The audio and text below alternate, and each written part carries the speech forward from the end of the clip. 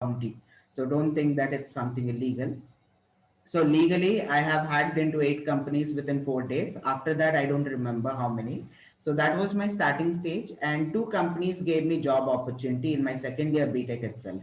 So in third year and fourth year, I didn't go to my college. Literally, I had 9% of attendance, but still, I took permissions though from my college. So I somehow managed it. So third and fourth year, I didn't go to my college. I started working for organizations full time in cybersecurity. So since third year, my career started in industry, in cybersecurity industry, and from there onwards, I started delivering trainings, and also I started taking up VAPT projects and all.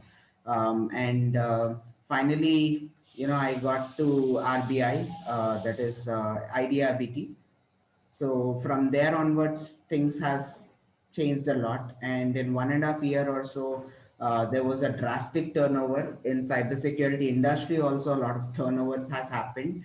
No one didn't expect this much demand for cybersecurity in this stages. Actually, what happened is because due to COVID, okay, many people moved online, right? So when people moved online, obviously online users has increased. So if online users has increased, cyber crimes has increased, because if more online users, more cyber crimes. So online users has increased and cyber crimes has increased, and ultimately cyber crimes, if they get increased, obviously demand for cybersecurity people has increased a lot of cybersecurity demand. So I'll tell you what type of job roles are available in our market, in our cybersecurity world, in organizations. So I'll explain you about them, and I'll tell you how people get into jobs and all. There are many ways to get into job market in ethical hacking and cybersecurity. So I'll give you just about everything. So don't worry, hold your horses and wait until the end. Okay, so let's start with our session. Okay, workshop for cybersecurity. So first of all, today's agenda, what we are going to discuss is, we are going to discuss like what is cybersecurity. Okay, why do we need the cybersecurity in our in our day-to-day life? Why do we need it? So, and also we'll just see skills required to become an ethical hacker. What are the skills required? People might be thinking that few people will be afraid of coding and all. So, is coding mandatory for this ethical hacking? You'll get a clarity. Okay, I'll explain you about that. Many frequently asked questions are there. I'll mention them. And next thing is security teams which are involved in organizations. Okay, so basically we have divided security team into two parts, that is red teaming and blue teaming. So I'll tell you what red teaming does, and I'll tell you what blue teaming does, and what are these job roles for cybersecurity experts, like what kind of job roles are available. Okay, I'll give you a clarity over it. And then what are the career paths available in our cybersecurity, and what kind of certification, what are the packages, like how much package can one earn choosing one career path. Okay, I'll tell you details about it, and I'll also tell you about bug bounty career path also. So what is bug bounty and how can it be done? So no matter whatever background you are having, you might be a civil engineer, you might be a mechanical engineer or computer science, it doesn't matter. Okay. The only thing which matters in cybersecurity is knowledge. So if you are having enough knowledge to, get into organizations and, finding vulnerabilities, that is enough for you guys to, get that will be enough for you to get into jobs easily. No matter what background you are having, it doesn't matter. The only thing is knowledge. Okay, so keep this in mind. So I'll tell you what cybersecurity is, why do we need. Okay, before that, you also need to know what is the difference between cybersecurity and ethical hacking. Okay, there is a difference between cybersecurity and ethical hacking. So what is it? So I'll tell you, the thing is, cyber ethical hacking means breaking into a system or breaking into an application or breaking into a network. Okay, like you are trying to get unauthorized access. Okay, you are trying to break into systems or network or applications. Okay, so ethical hacking means legally you are trying to break into systems or network or applications legally by written permissions from the organizations and all. Legally you are trying to break into the systems or applications or network. Okay, now coming to cybersecurity, cybersecurity is nothing but providing security for that application or for that network or for the system. Okay, so the difference between cybersecurity and ethical hacking is cybersecurity is providing security for something, ethical hacking is breaking into something. Okay, now I will say that ethical hacking is a subset of cybersecurity. Why is ethical hacking subset of cybersecurity? The reason behind it is, see, ethical hacking is breaking into something, right? Cybersecurity is securing it. So if you want to secure an application or a network or a system, you need to know how to break it. Okay, first you have to be a hacker in order to be a cybersecurity person. Okay, you need to know how to break it to secure it. So ethical hacking is a subset. It is a part of cybersecurity. So don't think that both are different. Both are similar. Ethical hacking is one part of cybersecurity. Okay. So I hope you got a clarity over it. So why do we need this ethical hacking now? That is a question mark. So do you know what happens in 60 seconds? What happens in 60 seconds in our industry? Like, do you know what is the important thing for an organization? What is the most important thing for organization? Question for you. Answer it in chat box, guys.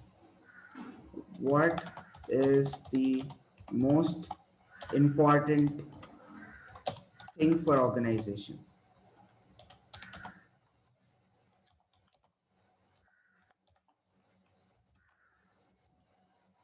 Securing data. Okay, that's quite good. Good answer. Yeah, data security is the most important thing for the organization.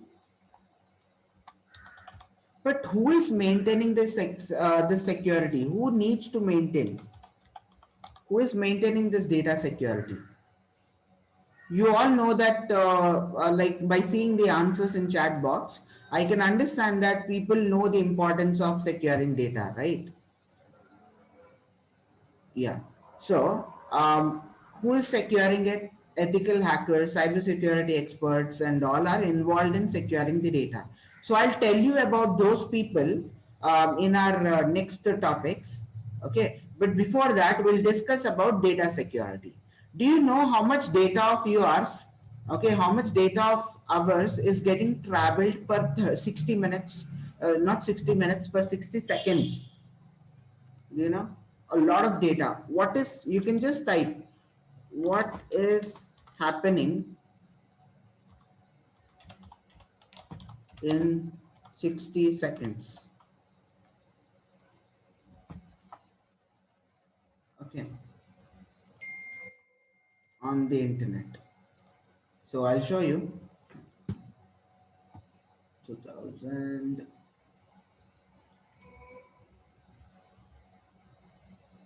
about 2020. Okay, so let me take a screenshot of it. Okay, so guys, see this, within 60 seconds, every 60 seconds, okay, every 60 seconds, this much amount of data is getting traveled in internet. So can you see this in Facebook 1.3 million logins are happening within 1 minute. Within 1 minute, 1.3 million logins. Google 1.4 million searches. Netflix 7,64,000 watch hours. And shopping 1.1 million is spent online per every minute. Okay, can you see how much data is traveling within 1 minute, within 60 seconds? It's a huge amount of data. So if at all this data which is traveling, if at all hacker hacks this information, if at all hacker breaches into some website, some organization, and if he gets hold of this information, what can he do with it? Do you guys recently, did you guys see MobiKwik data breach? Have you got, did you guys know that there was a data breach in MobiKwik few days back only, like 2, 3 days back? Yes. What happened in MobiKwik data breach? Whoever registered yourself in MobiKwik, all their KYC details, their PAN card, their Aadhaar card, their whole database, like whatever credit card or debit card you're using, everything is available. The whole data of yours, your transaction history, everything got leaked. Okay, your credentials, etc., everything, including your bank details, everything got leaked. Okay, so in MobiKwik, there was a offer wherein they'll give 50 rupees if you register, or somewhere around 50 to 100 rupees or so, in previous few months back or so. So many people have registered themselves in MobiKwik. So it's so many 1.3 million, yes, 1.3 million records were leaked. MobiKwik data breach. It's a huge one, huge KYC breach recently 3 days ago. You can just type MobiKwik.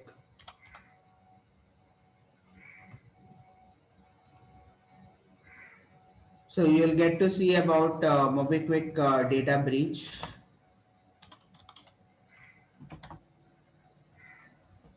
You'll get to see how much data got leaked, what happened next, and you'll be able to read more about that. Like what type of data got breached? Like almost everything, whatever you think in your mind, all the information got leaked through MobiKwik. Like KYC details are very important, like PAN card, Aadhaar card, all these things are very important, right? So all these things are leaked. So people can misuse your identity. They can do identity theft of yours. They can do online frauds and use your identity in place of for them. So basically, these are very crucial information which got leaked. So you need to know that not only MobiKwik. Why are you just blaming on MobiKwik? MobiKwik is just one part of it. Okay, like that, many organizations got breached. Like for example, everyone know eBay, right? eBay, everyone know. So eBay, 144 million records were breached. Million records were breached. Okay, what is the compromised data? If at all you are a user of eBay, then you are also one of the 145 million. Your data is also one of the 145 million records. And what is the compromised data? What is the compromised data? Compromised data is your username, your passwords, that is your user credentials. Okay, your user credentials, your date of birth, and your IP, your emails, your all the other details, address. Okay, so like that, lot of information is leaked from eBay. Not only eBay, like this, there are many companies, many big organizations whose data got breached. Okay, so if you want to check out, you can just check top data breaches.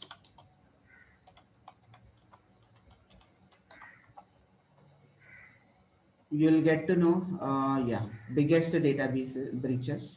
I'll show. So see, there is some application called Cam4 in March 2020.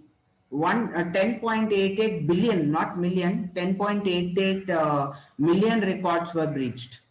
Okay, and like that, Yahoo data breach, 1.3 billion in 2017. Aadhaar card, our favorite one. See, in 2018 there were 1.1 billion. So our Aadhaar card is literally sold in dark web. Our data, our Aadhaar card details and all. Dark web is a very dangerous stuff.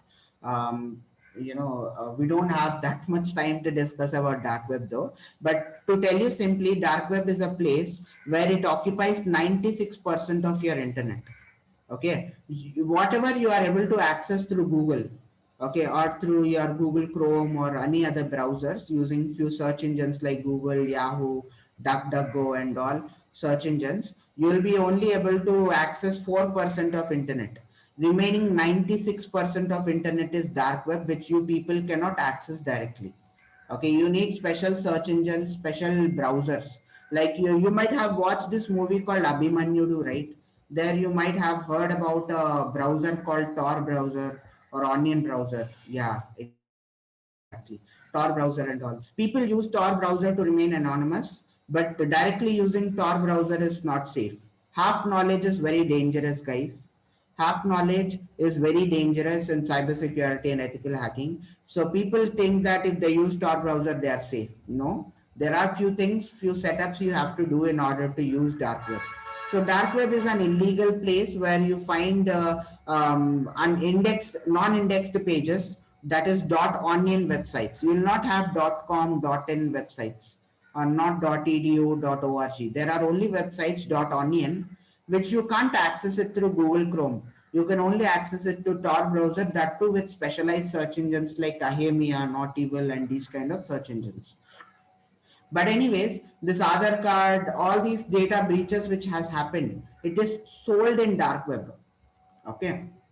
See Facebook in 2019, there was one 540. So big organizations like Facebook, Aadhaar card, or other organizations like eBay and all are only getting hacked so easily. Okay, recent times. So just imagine about companies which are coming new.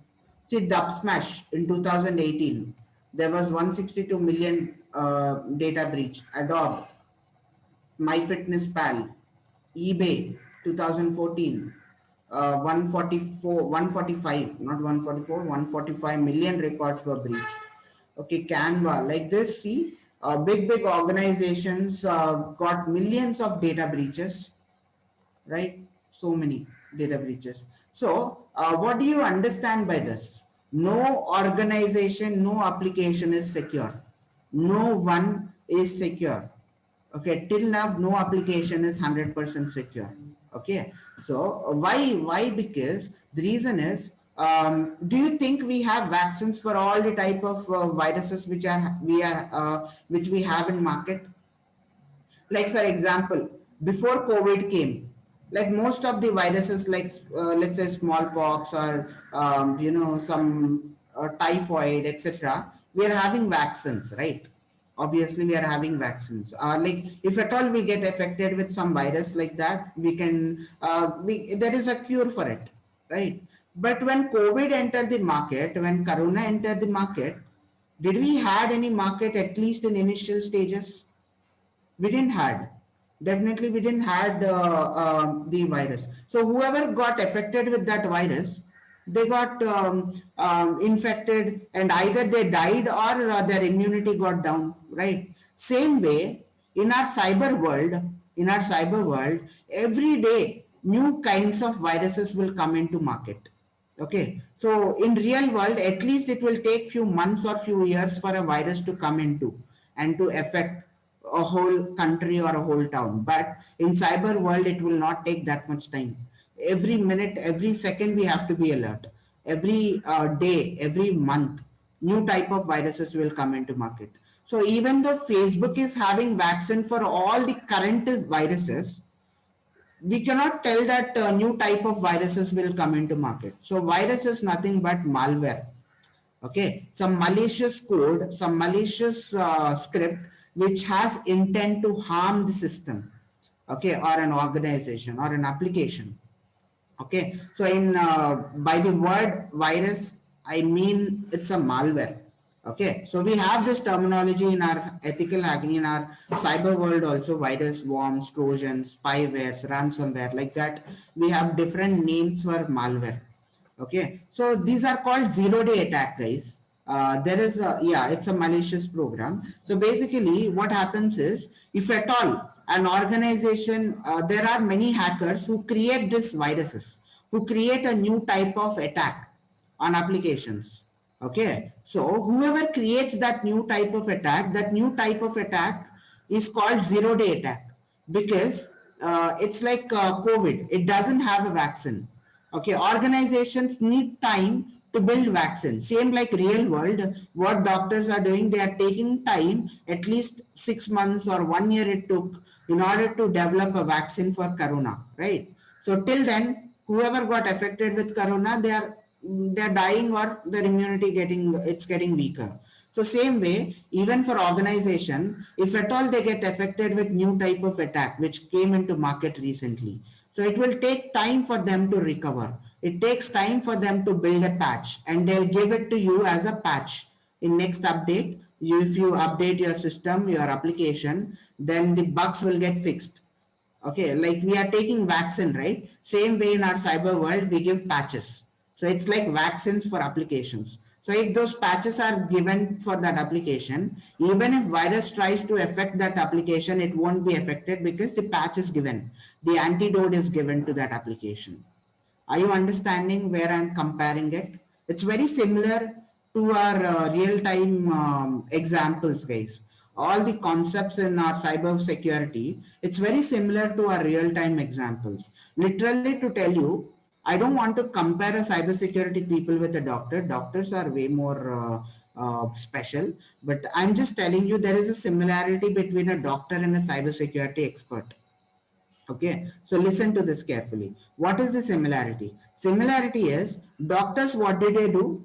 When you go near doctor, doctor will diagnose you and they'll try to find out whether you are having any type of by seeing your symptoms. They'll try to identify if you are having some kind of virus affected or something happened to you or not. Okay, what type of virus? Is it a viral fever or some normal cough or so? He'll try to identify it, right? Same way, what cybersecurity people do is they try to diagnose the organization, the whole company, or the network, or an application, or a system. Okay, cybersecurity people, they identify, they diagnose the whole system, the network and all. They do penetration testing and they'll try to identify if there is any weakness. Okay, if there is any weakness, they'll report it so that organization will fix those weaknesses. Okay, it's similar to some kind of similarities are there between doctors and cybersecurity people. The only difference is doctors will heal patients, human beings, and cybersecurity people will try to fix the organizations or applications or the networks. Okay, are you guys understanding it? Did you guys understand? Yes or no? Yes. Is it boring or are you getting some knowledge? What do you guys think? Is it interesting to know more? Yes. Okay. All right. So now I'll give you something more interesting. So do you want to know whether your data got breached or not? Like, you know, you have registered yourself in many organizations, right? Like many applications like Dubsmash, Uber, or some other applications. So do you want to know whether your data got breached or not? Is there any way to identify your data if it is breached? Yes, there is a way. I'll tell you. I'll show you. There is a website called Have I Been Pwned? You can visit this website called Have I Been Pwned? Okay, so I'm not telling that this Have I Been Pwned is having a database of all the websites which got breached. No, but maximum databases, maximum most important websites databases like 521 websites which got breached. Their database is there. Can you see billions of accounts are there? So what you have to do is you just have to type your email ID in here. So let's say I'll type my email ID. Okay, I'll type my email ID and click enter. So can you guys see that my email ID got breached in 6 websites?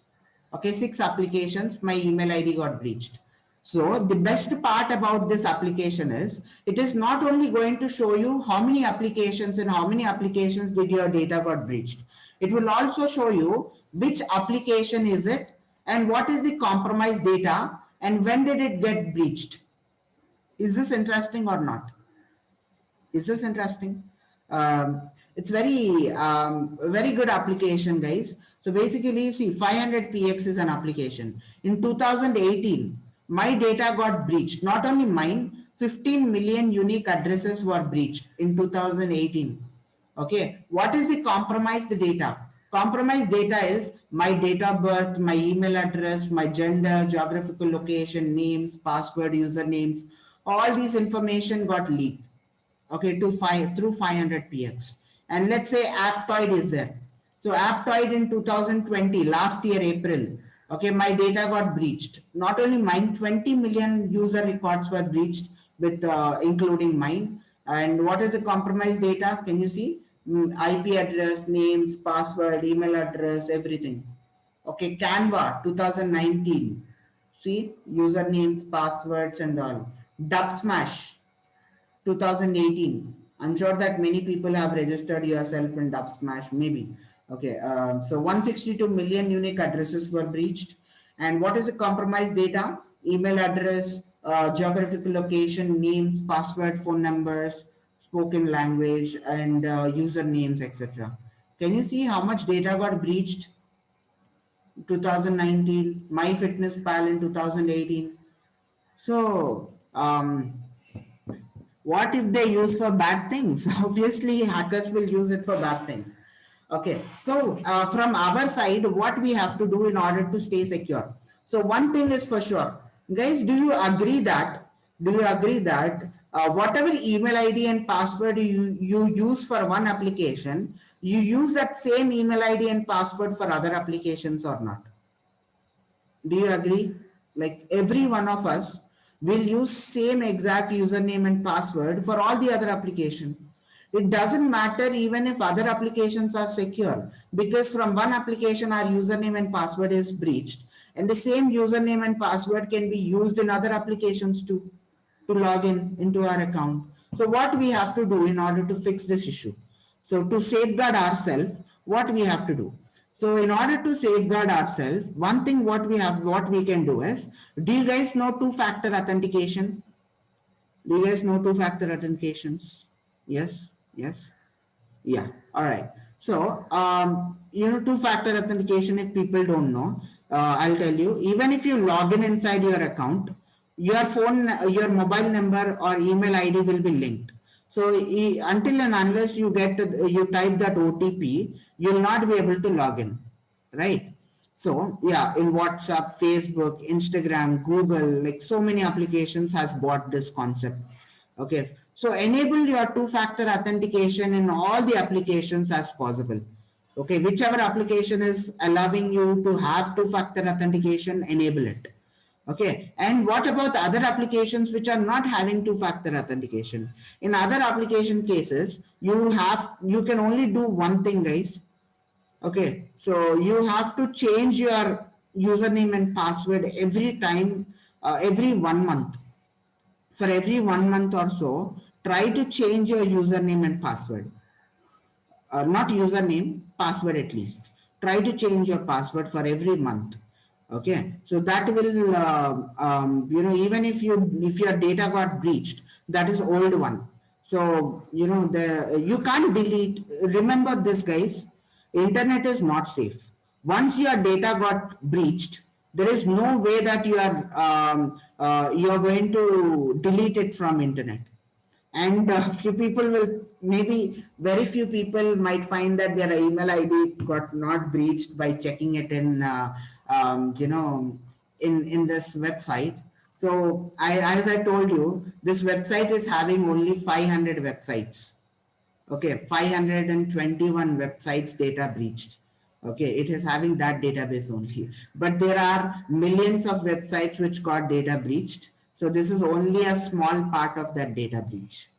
Okay, so don't think that if you didn't find your email ID got breached in this application, don't think that you are safe in internet. No, it's not that. In other applications, it is got breached, but it is not, that database is not available in this website. Okay, but anyways, to tell you, to basically most of the 90% of their email IDs you will be able to find if at all it got breached in here. Okay, because these are the top most websites.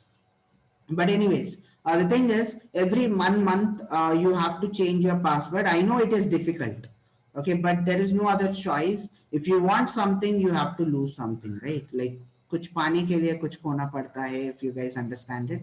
So you have to lose your laziness and try to change your password for every 1 month or so in order to stay secure, okay, from this data breaches. So do you know how secure your password is and how much time will it take for hackers to hack it? You can check it. You can check that also. You can check how much time it will take to hack your password. So for example, there is a website that how secure is my password.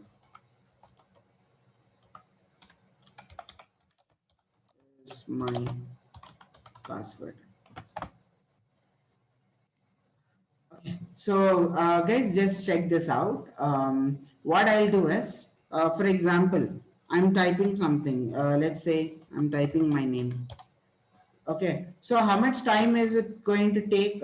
If you want to see this in plain text, let me inspect the element.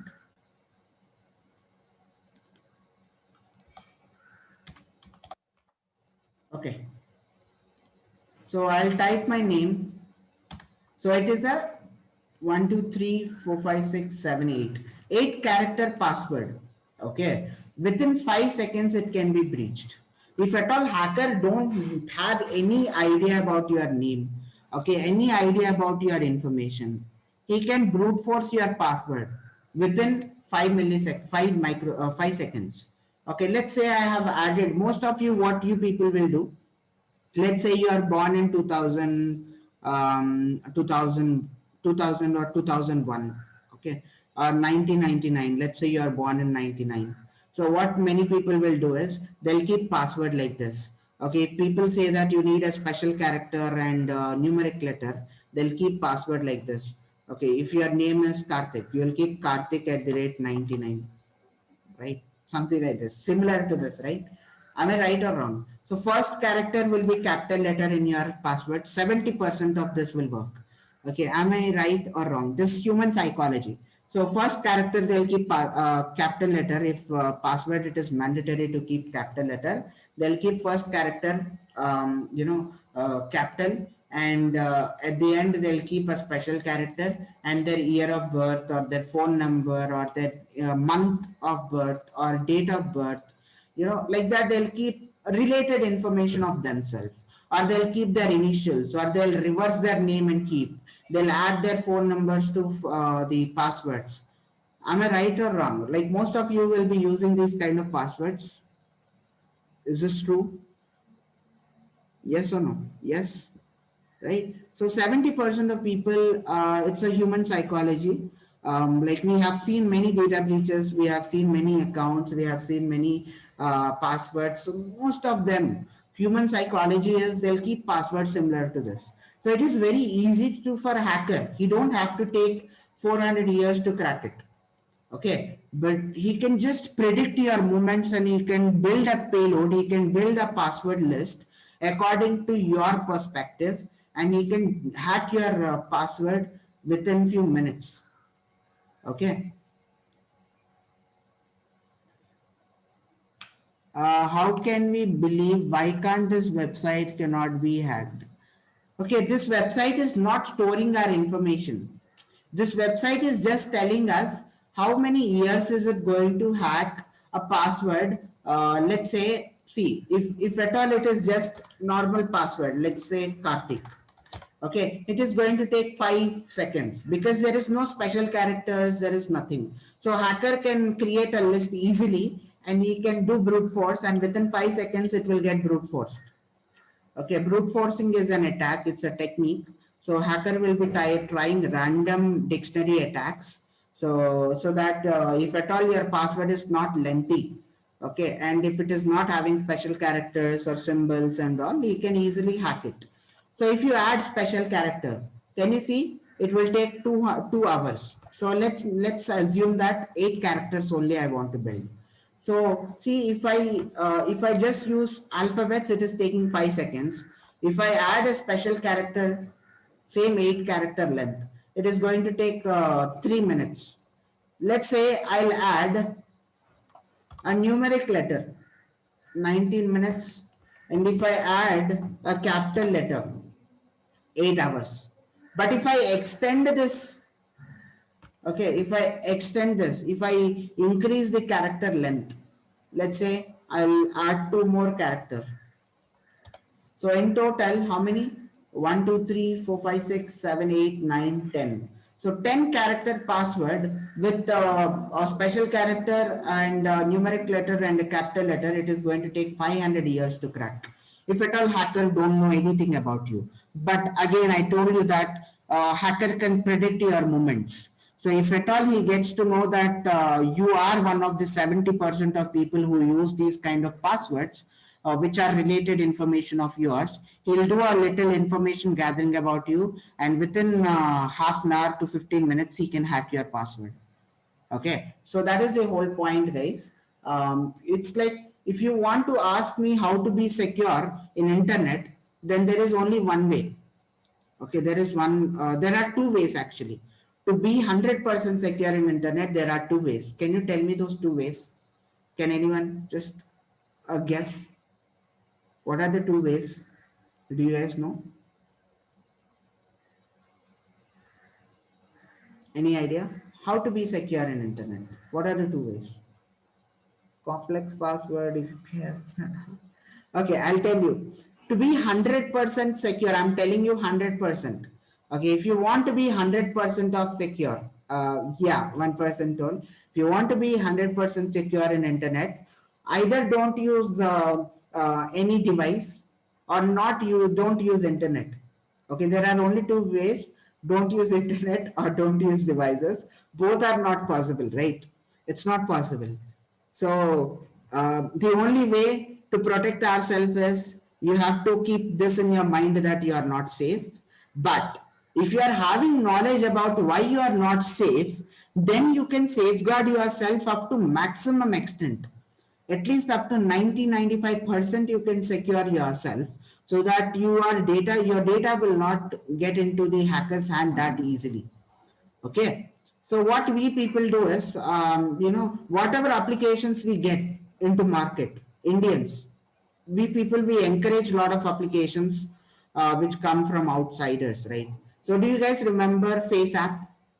It got outburst, like many people started using it. And Face App is an application where it will show you your opposite, like how will you look in your opposite gender, or how will you look when you get old. Okay, that application will show you, right? So basically just a logic I'm telling you, like this, there are many applications which are stealing your information. Okay, just a logic. So the thing is, the owner of the application has built it with lot of efforts, so he has invested a lot of money. There is AI involved, artificial intelligence involved, to build that application, and there are many developers, and that person has to invest a lot of money to develop that application and market that application, right? So many millions and billions of dollars he had to invest. Okay, so why do you guys think that he'll release that application for free? Is it making any sense? Do you think that just by seeing advertisements in that application, do you think that application will earn enough money to recover back what they have spent? Not only that application, there are many. What do you guys think? Is it making sense for you all, that is it possible for that person to earn his money back, whatever he has invested, with just a small 5 seconds or 10 seconds advertisements? I need answers from you all. Is it possible? No. Then why did he release it for free? That's a question mark. We don't think about it.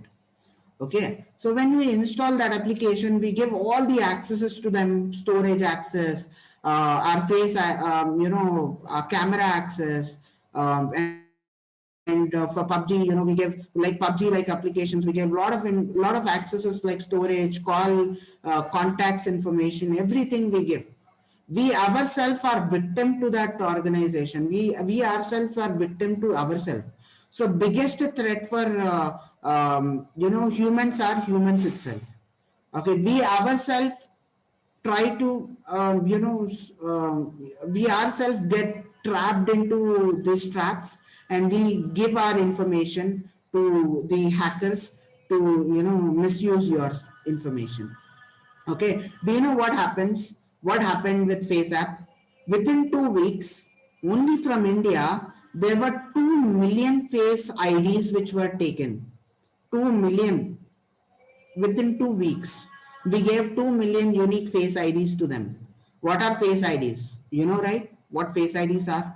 You can unlock your mobile phones, or in future you will get many technologies like home auto machines wherein you can unlock your house or so with face ID, or your laptops or your mobile phones and all you can unlock with your face IDs. So how is face ID working? So your phone, mobile phone is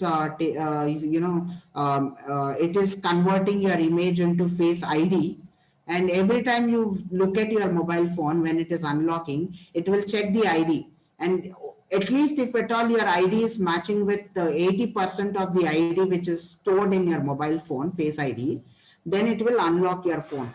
Okay, face ID is like an ID, not an image of yours.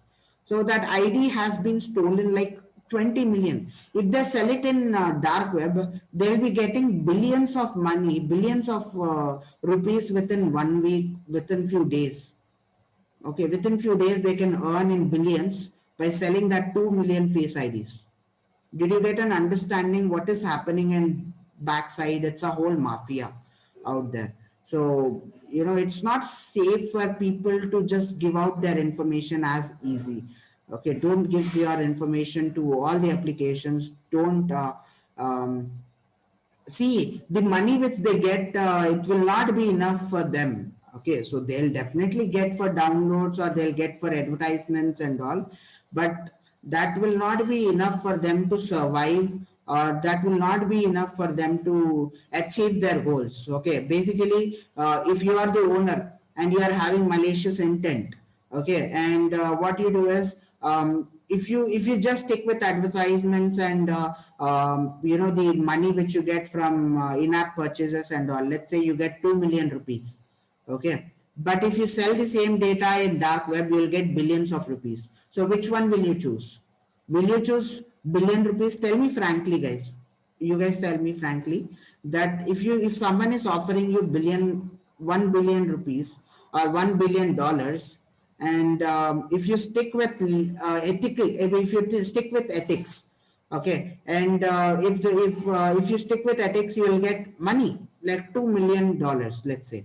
So which one will you choose? Either $2 million or $1 billion. Which one? Which one do you guys choose? 2 billion, right? $1 billion, right? See, maybe few people will be telling that $1 million, but if you get to that position, you'll understand that without you knowing, you'll change your paths. Okay, so few people might not have intent to start at beginning, but they'll turn into black hat hacker, that is illegal hackers, afterwards. Okay, by seeing that money, few people will lose their ethics, and they'll obviously they'll try to sell the information. So we'll never know who is legit. Okay, we can't trust on anyone. We'll never know who is legit, because there are many things which are happening, right? That is a problem with money and all. Yeah, exactly. So that is the reason why, if you don't want to get into such stuff, first thing is stop giving out your information as much as possible. Don't keep your profiles public. Don't let your images go in public. Make sure that you keep your information as private as possible. The more public you become, the more chances of your information getting misused will be more. Okay, so remember this. So anyways, I hope you understood that how much data is traveling from internet, and a lot of information we ourselves, will, even though Snapchat is not paying us any amount, we still maintain streaks. Every day we send snaps. We'll tell that, hey guys, I'm going to Bangalore tonight. So why are we giving that information to people? Why do people need our information? Okay, if a hacker is trying to track you, if you follow your social media, it will be enough for him to get your information. He'll get to know that you are going to Bangalore tonight so that he can plan his tricks accordingly. Are you guys understanding how this is leading to, right? Do you guys understand? Yes. Okay, so I hope you understood how important cybersecurity is. In order to get out of all these things, cybersecurity is very important for us. So we have to be aware of all these threats to be first to secure ourselves and to secure our important people. Every household, no matter what jobs you are picking in, cybersecurity is one important field which everyone needs to know in order to stay safe in future and present. Okay, I hope you understand it. Okay, so if you think someone is important, you have to make sure that they are cyber aware. Okay, so 70% of cyber crimes are happening because they are not aware of cyber crimes. Okay, if you are aware of cyber crimes, then 70% you can avoid. Okay, so anyways, this is about cyber security. What is cyber security? Why is it important? Okay. Yeah. So is it possible to hack my device when I'm using the Zoom? Guys, the thing is, if you're using outdated version of Zoom, yes, it is possible. Okay. For example, COVID is there. Okay. You didn't take vaccine. You didn't take, vaccine has come up into market. You didn't take vaccine. But how can you expect you not getting affected with COVID if you didn't take vaccine? Same way, applications will get patches. If you don't vaccinate, if you don't update your applications, that means your application is outdated. It's not vaccinated. So if a virus gets if it tries to affect your application, obviously it will get affected because you're the problem in here. You didn't update your application, right? You didn't vaccinate, you didn't give antidote to it. So I hope you understand it. Very layman's language I am trying to make you understand because many of you are not from a technical background or not yet entered into technical background. So I'm trying to compare both stuff for you to understand, right? So the thing is, if you don't update your applications, obviously you will be getting hacked. Okay. So, anyways, what is cybersecurity? You understood, and why do we need cybersecurity? You understood, okay. And skills required to become an ethical hacker and cybersecurity experts. What are the skills required? It's a question mark. So many people are afraid that do we need coding to do cybersecurity? Like this to enter inside this industry, do we need coding? Or what skill set do a hacker need in order to survive? Many movies don't keep this in your mind, guys. Don't compare hackers in movies. Definitely don't compare it. It's way too different than what you have observed in movies. See, in movies, they'll show that hacker will be sitting in one room and he'll keep on, typing some codings and all. And, the application will be hacked within seconds. No, that is in real time, it won't work like that. Okay. So, don't think that way. So I'll tell you what real hackers do and in real time and what skills are required. Okay.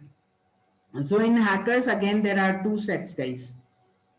Okay. So there are two ways, two types of, hackers will choose two things. Either one of them. There are two options for hackers. They'll choose one among it. Okay, one option is they don't need much of a coding. There are many jobs available which doesn't need much coding. I'm telling you it doesn't need much coding, but I'm telling you, I'm not telling that it doesn't need coding. I'm telling you it doesn't need much coding.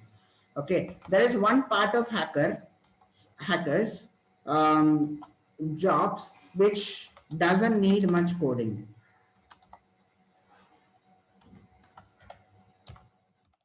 Need much coding. Okay, but how will they work? By using tools. There are millions of free tools and millions of paid tools available in market. Even if you go get inside organizations, there are many paid tools. Those tools will cost around 3 lakhs, 4 lakhs per year.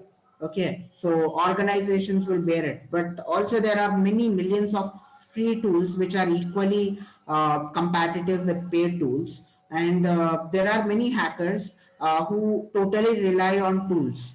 Okay, but they need little bit of coding knowledge in order to make sure that at least they'll be able to make some changes in the code. At least they have to understand how the code is there. At least one line of code, they have to be in a position to write one line of code. They can also become a pro hackers. There are many people out here in this industry who don't have much knowledge in coding, but still they are into hacking, because there is one part of cyber security which doesn't need. They totally rely on tools like SOC teams and all. There are SIEM, QRadar, these kind of big tools. If you understand how to use that tool, that is enough to get a job. Okay, so there is one part of it, and the other part of the ethical hacking is it is totally reliable on coding. You need coding for sure.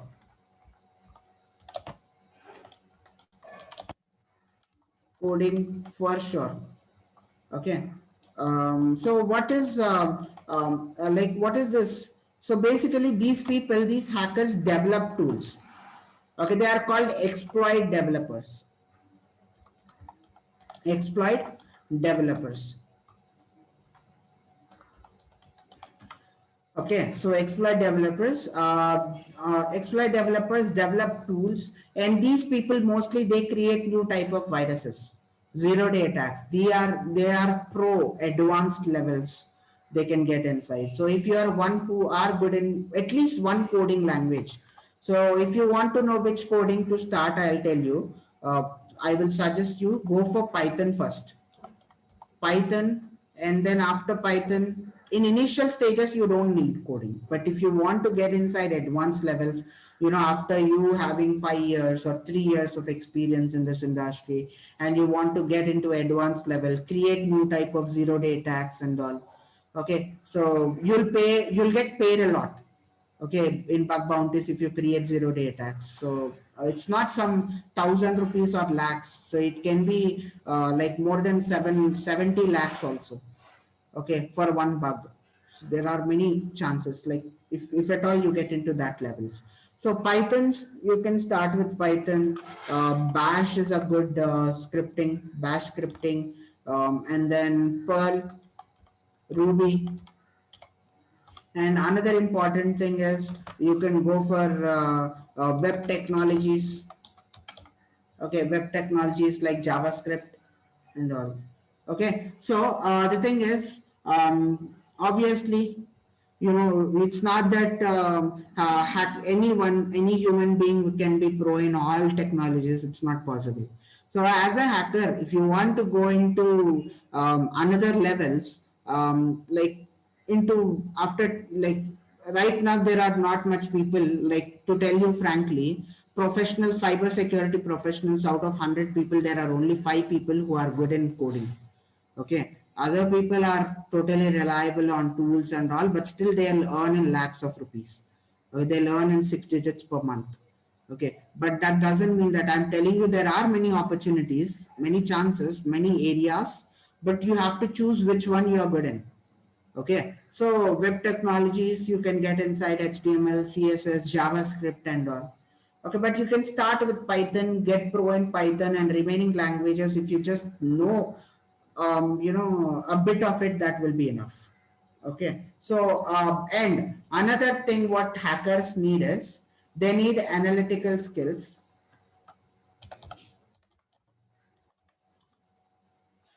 Okay, hackers need most important analytical skills, logical skills,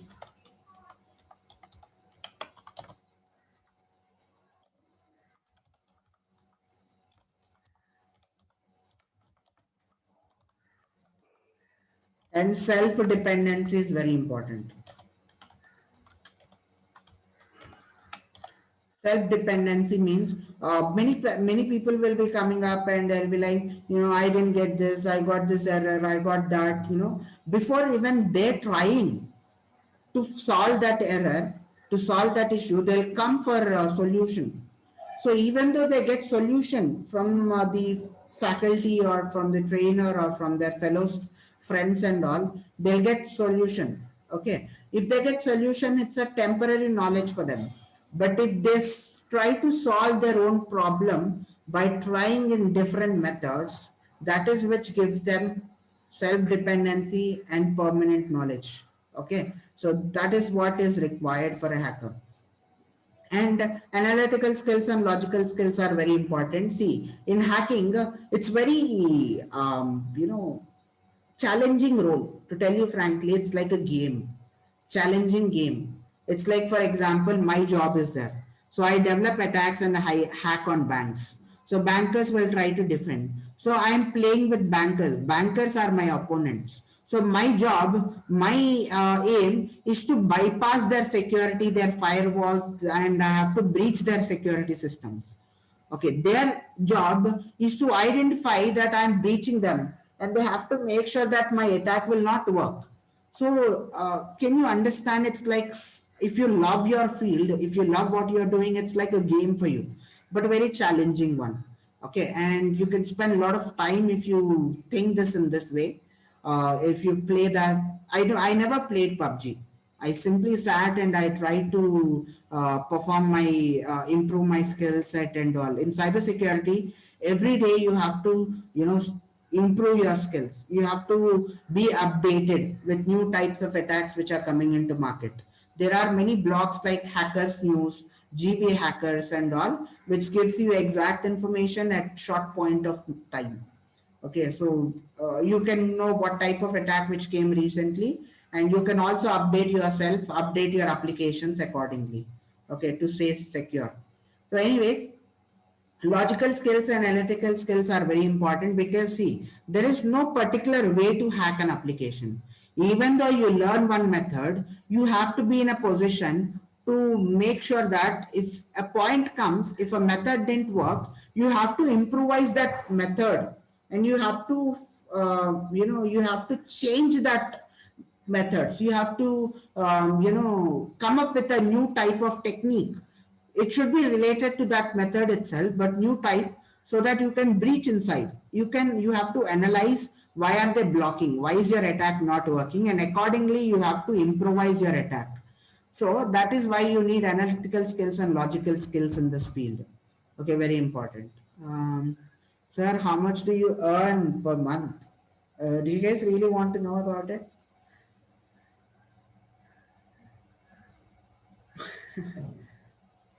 Want to know? Yeah. Why do you guys want to know about it? I'm not an IIT guy or an IT person. If you know, I'm from a college in Hyderabad. It's in Secunderabad, that is SVIT. And when I inspire from you. So, will money make you inspire? Okay, so I'll tell you. I get around I get around 60 lakh turnover per annum. So 60 lakhs to 80 lakh turnover per annum. So I'm not an IIT and I'm not an NIT. I'm a 63% BTech graduate with 5 backlogs. I cleared my BTech. So yeah. Definitely. It's not always that you'll get a 6-digit salary within only if you are an IIT or NIT. So don't think that way. And my BTech got completed 1 year 10 months. It's been 2019 July. I have completed my graduation. So basically, it doesn't require a lot of experience to get that salaries. And yeah, so. See, guys, don't run after money, guys. Never run after money. I don't even check my bank balance. I have enough money to spend. I have enough money to just, do whatever I want. Just financial freedom is important. Don't run after money. Run after knowledge. Money will automatically run after you. If money runs after you, more, you know, mostly, right, you'll get many matches and all, you'll get many girls or boys will be after you if money will be after you. Like, I'm just I'm not offending, but this is the truth. Okay, so yeah. All right, let's continue. These are the skills required, and apart from this, what do we require? We require networking knowledge for sure. Networking knowledge is very important. And why networking knowledge? And also cryptography.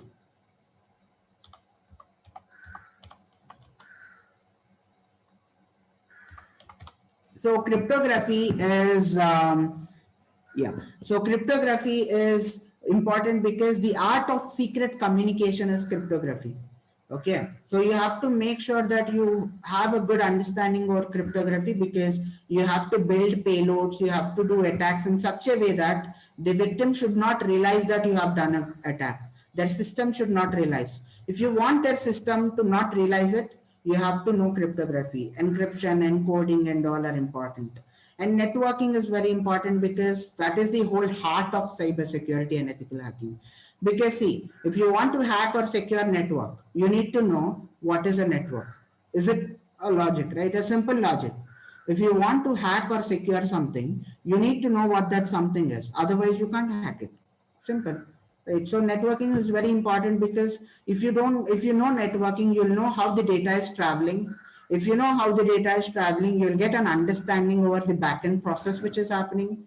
If you have an understanding over backend process, that will be a plus point for you to develop a new type of attacks. Okay, and you'll understand how the things are working, and you'll be able to develop a new type of attacks accordingly, right? So I hope you got an understanding. So networking is very important.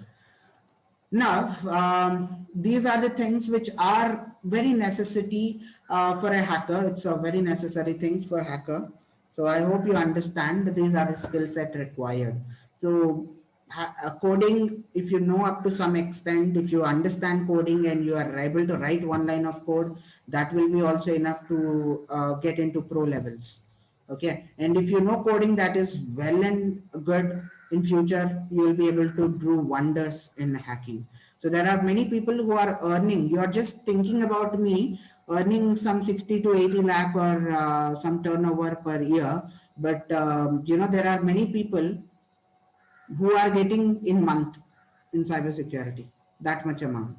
So don't just stick to something. Survive in this industry as much as you can. By surviving, I mean not some 5 lakh, 4 lakh packages. It's not the thing. It's not our goal, right? So obviously our goal is to get more than you know, 7 digit at least per year, right? So if you want to be in that position, you have to make sure that you give the organization the talent you have. So the organizations will come after you by, you know, the knowledge, the amount of knowledge you have. Obviously they'll pay you the that much amount of money. Okay, it's not that you're having a lot of knowledge and they're paying you less. You have to find the right you know, opportunities. Okay, so anyways, this is about the skill set required for ethical hackers and all. Now, I'll give you a main part, that is many people don't know and colleges won't teach you this. No, college didn't teach me. College didn't teach me ethical. We didn't have ethical hacking. Unfortunately, after us from 2020 batch only, like next, our juniors, immediate juniors, they had this elective opportunity of cybersecurity in fourth year, but we didn't have it. No one told us anything about it. Only that in my second year, I was a web application developer. I was doing my internship right from second year BTech itself. Okay, so when I was doing internship, I was a web developer, PHP backend, and I have attended these workshops of NIT, IIT Hyderabad. Two times I have attended, and BITS Hyderabad I have attended once in my second year BTech, and I understood that you know, if I stick with web applications development, probably after my BTech I'll earn around. I was not that matured at that time. No one was there to tell me these things. Okay, so I was thinking that, if I stick with web application, I would probably earn 30,000 or 40,000 per month, per month maximum, being from such a college without placement. Okay, so ultimately I realized that, yeah, like after getting into this industry, from my second year ending, I started my web application security. So it took me 4 months to learn, and first 4 days of my career, which I started freelancing web application pen testing, you can call bug bounty hunter. I have hacked into 8 companies. That was my beginning. I only remember that because that was my beginning. So opportunities came up, and 2 companies offered me. I have cleared my international certification with more than 90% CH, certified ethical hacking, and I got some confidence, and worked with other companies. And what happened is, actually, I realized that when I was taking training, there were many people who got connected. So remember, guys, one more thing I want to say. Remember this for sure. If you want to pursue this career or not, it is up to you. But remember this: network is more important than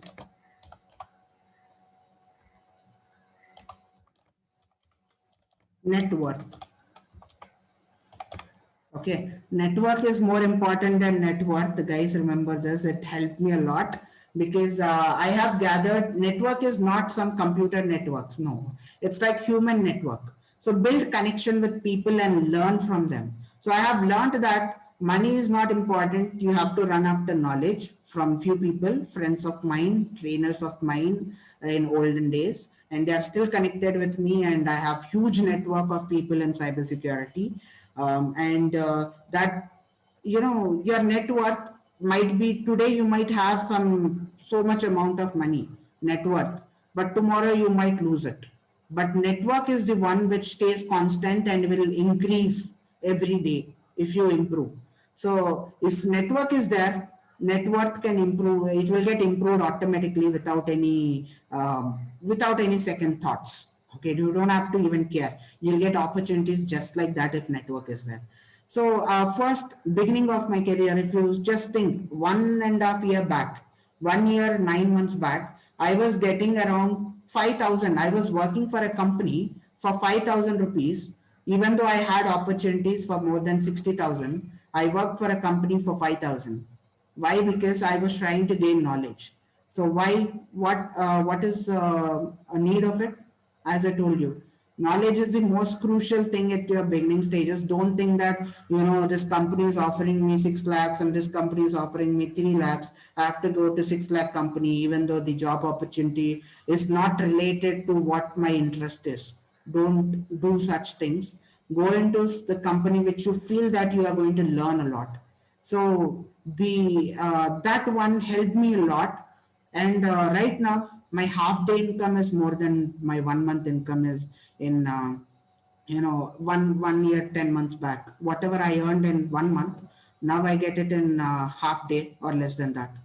Okay, so the thing is, don't worry about money; it will automatically come. So from beginning itself, it's right stage, and you really got a lot of time with you.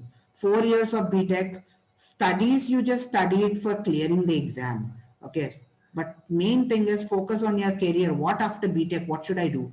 So be different than others. So if you want to be different than others, you have to create your own identity in market. Okay, I would tell you this. I want to tell you this because I don't know whether we'll meet up next.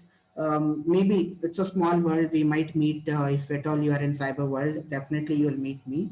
But anyways, I'm just telling you this that see, you have to create identity in market.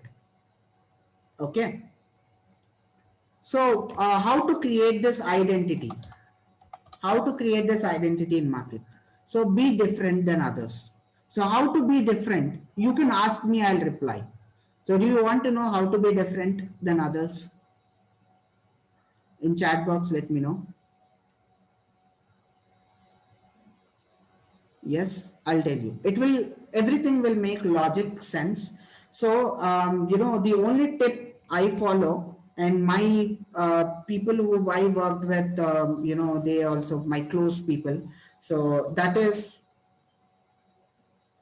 simple. Do research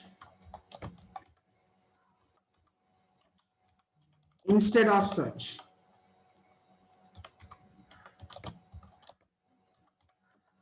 Okay. Now you can ask me, what is research? What is, what is this search? What is the difference between research and search? Okay. So if you see 100 people, okay, if you see 100 people and I'll give you a new topic, I'll give you a new topic. So what you people will do, most of you, 95 people or 99 people out of 100, what you'll do is, you'll just search in Google about that topic, right?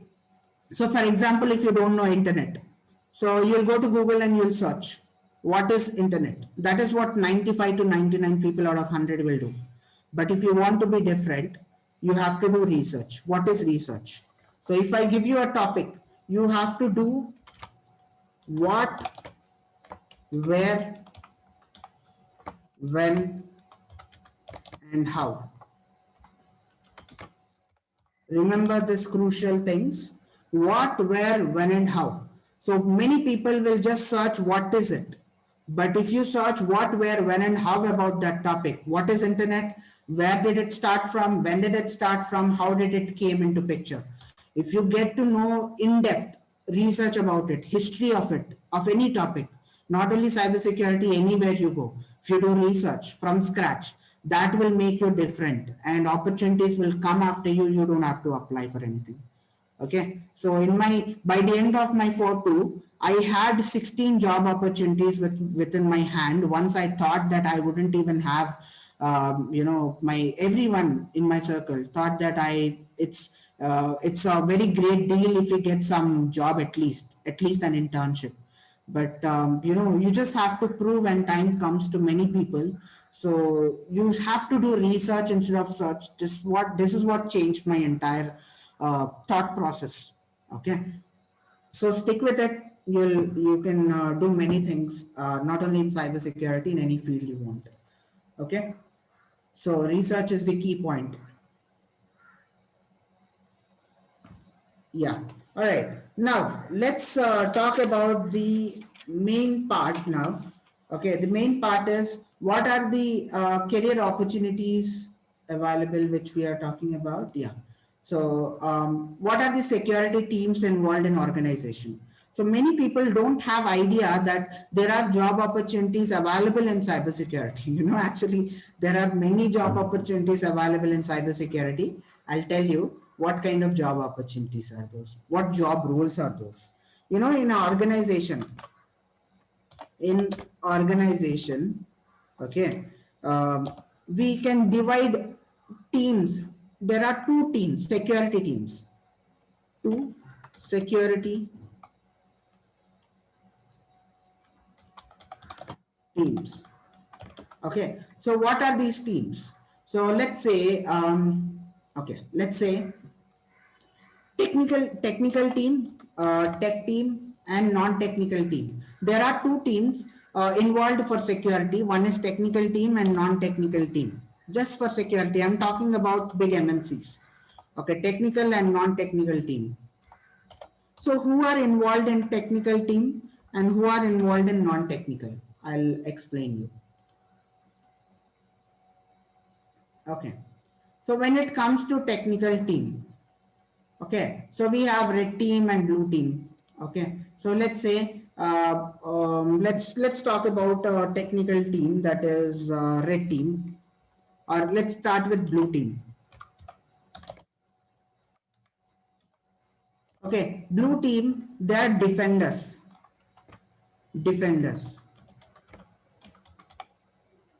So what they'll do is, blue team will make sure that attacks will be stopped. Like if someone is trying to attack an organization, the attack should be stopped. It should be defended. Okay. This is blue team. And like what kind of jobs, who are involved? SOC team, SIEM team. Have you ever heard about these teams? SOC, SIEM, many jobs are there. SOC team, SIEM team. SOC means SOC means Security Operations Center. Okay, Security Operations Center, and SIEM is Security Incident and Event Management Team. Okay, SIEM means Security Incident and Event Management Team. So this blue team will try to prevent attack.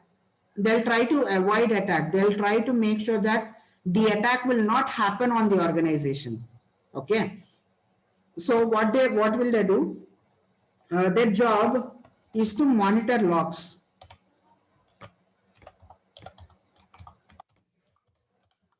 So now there is a confusion, right? So what is logs? What are logs?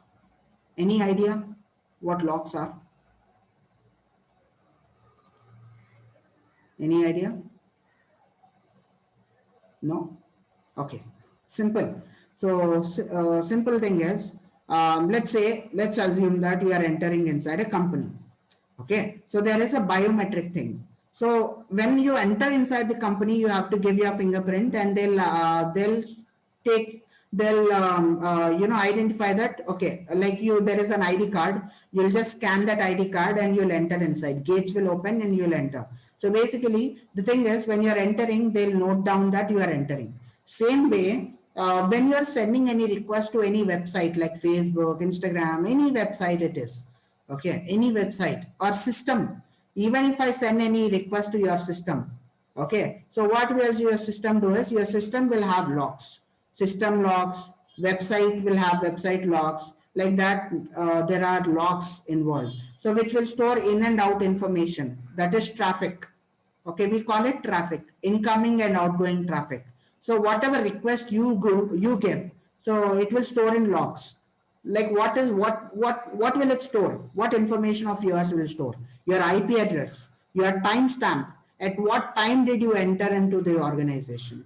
Okay, your IP address, your timestamp, at what time did you request, for what service did you request, and what response is given. So everything, incoming and outgoing traffic, will be stored in logs. So what is the job of the SOC and SIEM is? They'll try to monitor log, and if there is any malicious traffic which is entering inside, okay, malicious request, so they'll detect and they'll try to prevent that attack.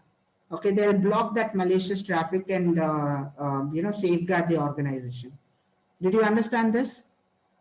These people doesn't need coding. They only rely on tools. Okay, if there is alert comes up in tools and firewalls, networking knowledge is important. So all these things will be there, which are involved in SOC team. Okay, is that clear, guys? Did you guys understand it? Yes. Yes, got it. Yeah. Okay. Now talking about another team, guys, red team, my favorite part, and I'm into red teaming too. This is very, it's very, you can say that challenging role. Okay, red team. So red team are offensive side. So if you see, blue team is defender, red team is offensive. Offensive. So what is this offensive side? Okay, what is this offensive side? Offensive side is, see, who are involved in this offensive side? So they are ethical hackers, penetration testers, forensic investigators, okay, like ethical hackers,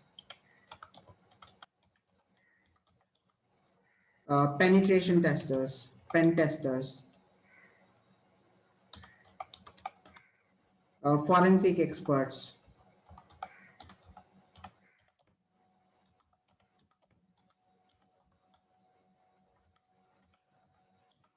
Okay, forensic experts.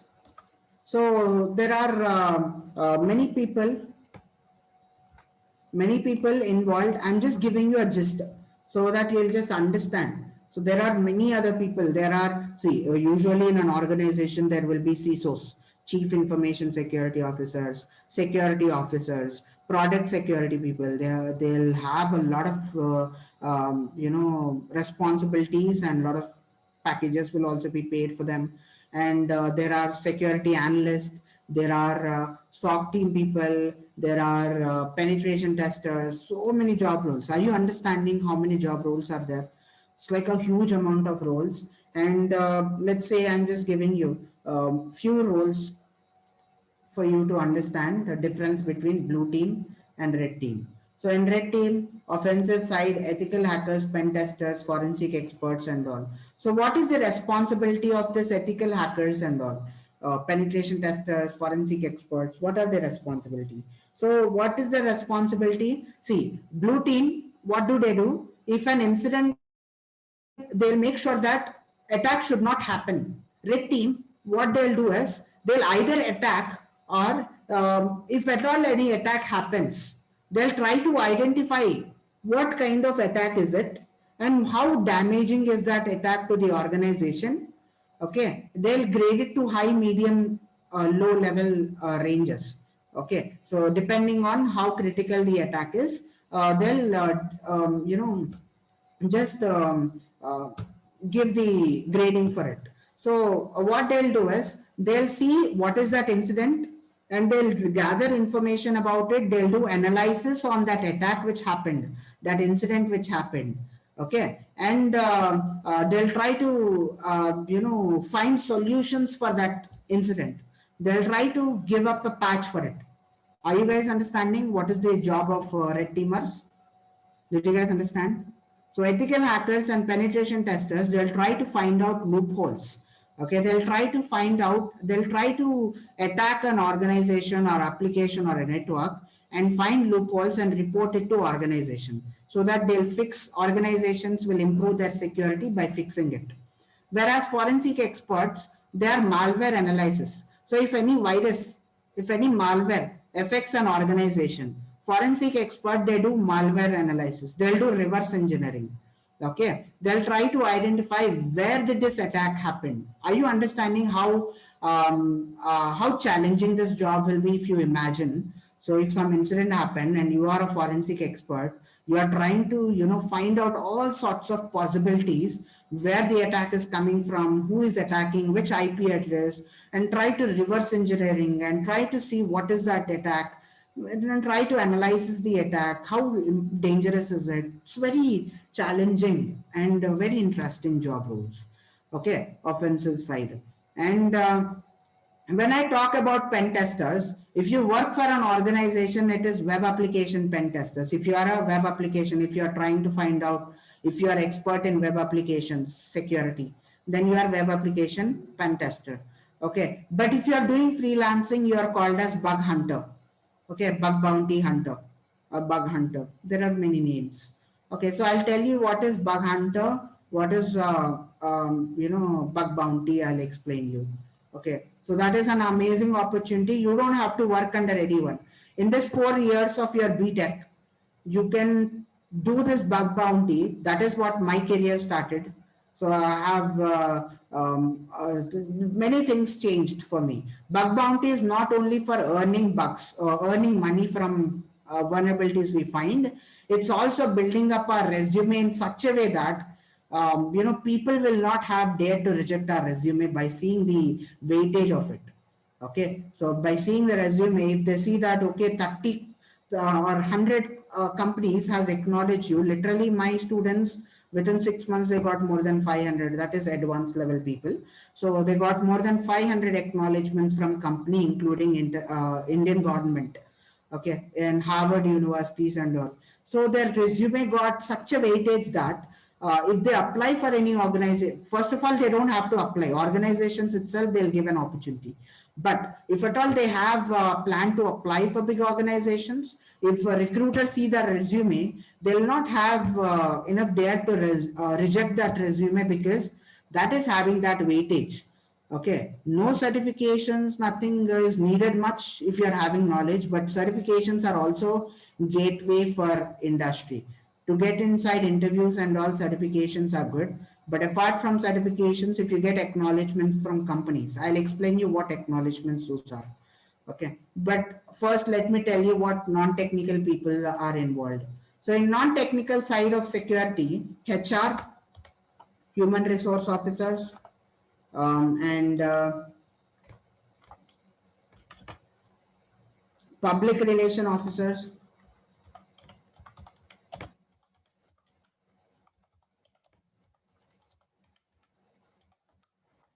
and law enforcement people,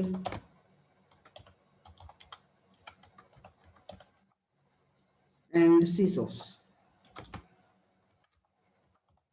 Okay, so basically, HRs, public relation officers, law enforcement people, CISOs, chief information security officers, these people are involved in our non-technical side. And see, law enforcement people, if any cyber fraud happens or so, they'll try to enforce laws and all. CISOs, they see the architectures and all. So HRs, public relations officers, they are all non-technical side of security in our security related job roles in our cyber security in organizations. Okay, so did you all get an idea, technical and non-technical side of organization when in terms of security? Did you get an understanding how important, how crucial role will security people play in an organization? It's like that is the reason why it is standing on top now. Cybersecurity, top technologies. So, anyways, if you talk about penetration testers, I'll give you more details about it. Bug bounty hunting, like people have asked me for it, so I'll tell you. Bug bounty hunting is an amazing thing. Like basically, it's like you are having millions of projects in your hands. Literally millions of projects are there. You just have to select those projects, any program which comes into your mind. You can select any company, attack that company, find a loophole, submit report, and earn money and acknowledgement. Money is secondary. Let's keep it aside. But acknowledgements are very important. So acknowledgement, if you find a bug and report it to organizations, they'll acknowledge you by saying, thanks for helping us securing our organization. As a token of gratitude, few companies will pay you money, few companies will give you socks or some gifts, some bags or so. Few companies will just give you a certificate, or few companies will just give you an acknowledgement. That's it. Acknowledgement is very important for us. If you say that in your resume, if you include that, there are so and so number of companies which has acknowledged me, then that would be an added advantage for you. Okay, so I'll show you. There are many platforms to do this bug bounty hunting. For example, there is a top platform called Bugcrowd. So I'll show. So Bugcrowd platform is there. So this is a platform where companies will challenge hackers to hack them. Okay, so companies will challenge the hackers to hack them. So if you are able to see the program, if you get inside programs, okay, so you'll be able to see there are so many programs which are paying you so much amount of money, right? So if you are able to see, there are programs which are paying $10,000 to $200, $10,000 somewhere. So there are few Apple bug bounties, Google bug bounties, which pay you 75 lakhs or more than that for one bug, for one vulnerability. So if you find a vulnerability in this website, you can submit report right here and send it to them, and they'll acknowledge you and they'll give you money out of it. And also they'll, depending on the critical level. Okay. So that is about bug bounty, guys. It's an amazing way to start your career in cybersecurity and improve your chances of getting into cyber world easily. Okay, bug bounty hunting. All right. So this is about the careers. These are about the career paths which are available. So being a student, you can concentrate on bug bounty hunting, wherein you can build your career in such a way that you don't need any references or any college placements and all immediately. Okay. So I hope you understood. Did you all get an understanding over it? And I guess I took a lot of time. Did I take so much of time? Is it boring? Are you getting some knowledge out of it? Okay. All right. So finally, I'll tell you that almost everything is done. Security teams involved in organizations I have given. Now, career paths which are involved. Okay. So, in the paths and packages, I'll tell you. So, see, top 5 cybersecurity career paths and certifications. People can start their, if at all they want to become a penetration tester. See, obviously, right now you can't decide. Okay, you have to go through a basic intermediate level course first, then only you can understand which one to select, right? So here I'll tell you, first start with you have many career paths. So as a penetration testers, as a beginner level, these are the certifications, and expert level, these are the certifications, OSCP.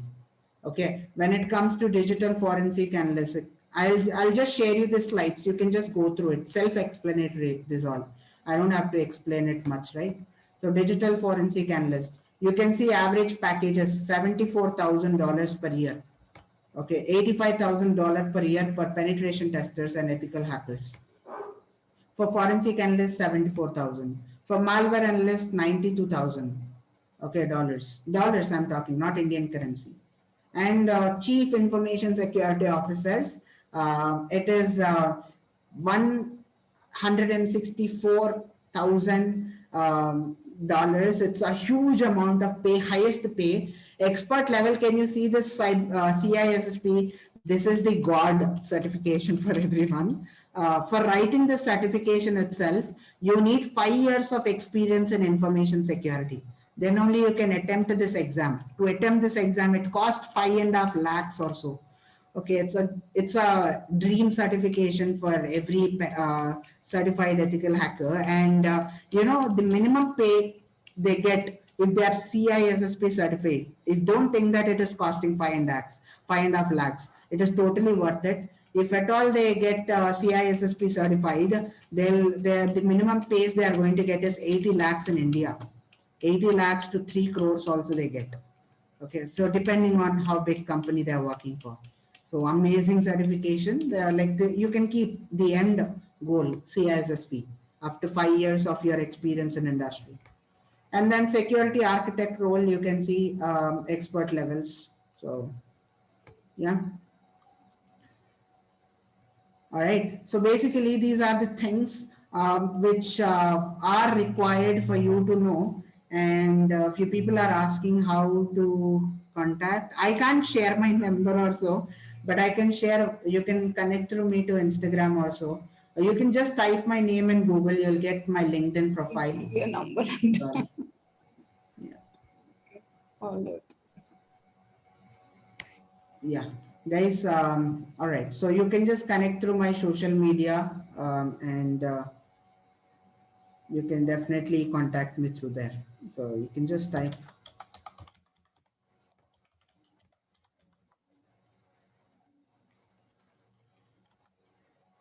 So if you just Google search my name, you'll get my LinkedIn profile, my Instagram also. You can just type my name on Instagram. So as I told you, this is my profile picture. You can get connected to it. Okay. Right. So, all right, guys, this is it for today. So I don't want to take up more of your Sunday. So I hope it is interesting for you all and you have learned. And Vishnu, if something is important enough, you do it even if the odds are not in favor of Elon Musk. Yeah, that might be true. So I had to pull over. So, anyways, I hope you all have learned something new about this career path, and I hope it is interesting. And hope we'll meet soon. Okay. All right. Thank you so much, sir. It was an incredible session. Students, I hope that you really liked it. And then if you want to continue learning with Karthik, sir, he is our cybersecurity trainer. That is one of the courses of COE. So please fill in the Google response sheet that has been shared to you in the chat box. It is an inquiry sheet as to how you want to proceed with COE. So I will put the sheet again in another 2 minutes in case you cannot access it. So please make sure you fill it out. So thank you so much, Karthik. This is Anuradha. I'm speaking from on behalf of Blackbuck. Thank you so much. And this is really good. Ankita, that's what I just wanted to ask you guys, whoever is there in the session. What is that you are looking forward? You are saying artificial intelligence. So definitely we will be conducting a session soon on what's artificial intelligence and what all you can do with it. Apart from that, I'm also planning to conduct sessions on how to develop gaming, how to develop a gaming on your mobile, and especially, even small things like how to make a very good presentation. So things like that we want to make. So here, people, whoever is there on this session, can you write what all you want to listen as part of the webinars? Can you write here? I want to make a note of it and probably conduct these sessions. Web development, okay. Okay, sure. Artificial intelligence, okay. Sure, we'll do all these things. Web designing, IoT, machine learning. Or nobody wants gaming? You don't want to develop games? Business analytics, okay. All right. Yes, gaming, okay, fine. All right, so let's do few things like web development. All these small webinars we will do with eminent speakers and experienced people like Karthik sir, who has just given you the session. You want to make PUBG version 2? Definitely we should make PUBG version 2. Okay, thank you. Thanks all of you. Have a good Sunday. Tomorrow is a holiday too, so enjoy your day. And remember, our classes start from April 10th. So just start off with that, and let's have a great. Okay, let's have a great future. That's the main aim of this platform. We make this more interactive and very useful for all of you. Okay. Okay then. Okay. Okay, guys. Thank you. Thank you. Have a nice day. Thank you so All the much, best. sir. Thank you, ma'am. Yeah. Thank you. Students, participants, I've again put the response sheet in the chat box. Please make sure that you fill it out. So thank you so much, Anuradha, ma'am. Okay, students, I have to tell you, it's not black bug, it's black buck. You see that the deer picture, that's the black buck. It's called Krishna Jinka in Telugu. It is the state animal for the United Andhra Pradesh, and it is state animal for Andhra Pradesh now. So it is black buck. Okay. Or is it like the Black Bucks? Yeah, the Black Bucks is the site name, Karthik. The blackbucks.com/register is where you can register. Yeah. Okay. Okay. Avinash, bug is in your mind because you just have attended cyber security. That's why bug is in your mind, but this is buck, which means deer.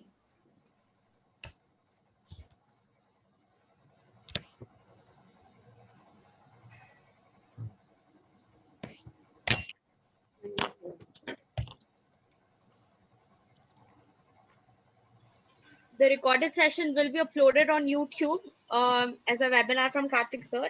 It will be updated in a day or two.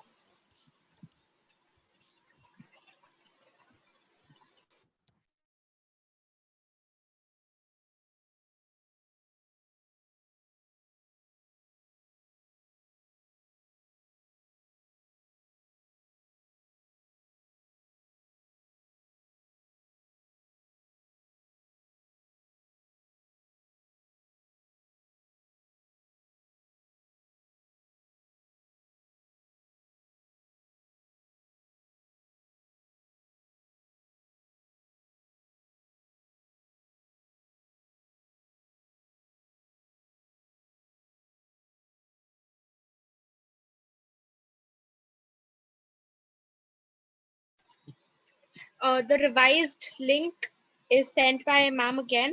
Please check into the chat box. And the place where you receive the Zoom link, at the same platform, you will receive the recorded version of the webinar.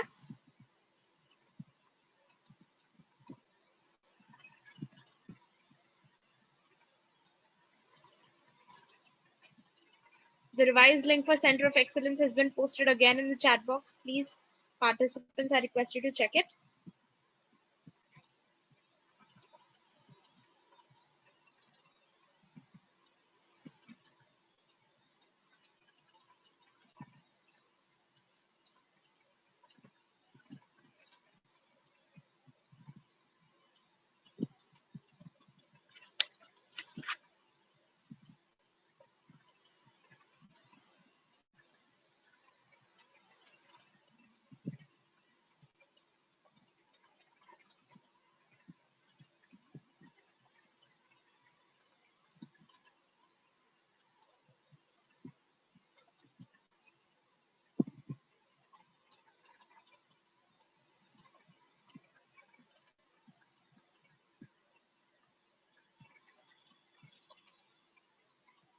So there's a question in the chat box by Srija saying that how to get course training from Karthik sir.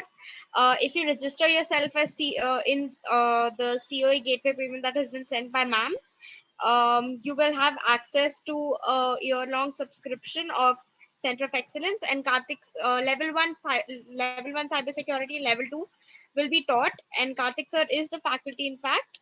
So if you want to learn more and get more insights on Karthik sir, you can definitely um, become a part of COE to have access to his courses. All the sessions are going to be live.